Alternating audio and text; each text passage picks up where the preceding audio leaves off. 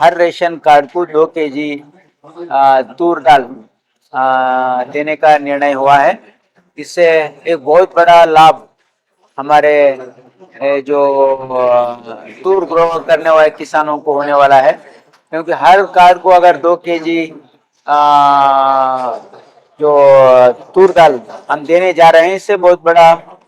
लोगों को भी फायदा है, क्योंकि 5 kg चावल प्लस एक इंदिरा किट जो देने जा रहे हैं, वो इंदिरा किट में 2 kg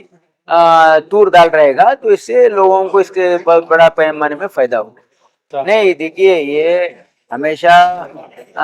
चीफ मिनिस्टर हर 3 महीने में, हर 4 महीने में एक बार मीटिंग बुलाते हैं डिनर पे,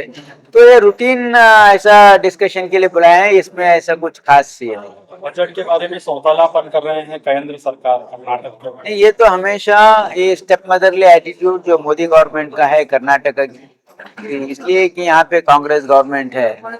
तो हमेशा ये जो मोदी गवर्नमेंट है स्टेप मदरली एटीट्यूड कर्नाटक को कर रहे हैं। ठीक है, ये सब हमारे राज्य के लोग ये देख रहे हैं कि जो मोदी सरकार की जो ये एटीट्यूड है, ये ठीक नहीं है। कोई क्रांति भी नहीं है, क्या भी नहीं है, ये सिर्फ ये मीडिया क्रिएशन है, क्योंकि यहाँ पे हमारे पार्टी में स्पष्ट बहुमत है और यहाँ पे ऐसा कोई डिफरेंस ऑफ ओपिनियन नहीं। Cabinet reshuffle chief minister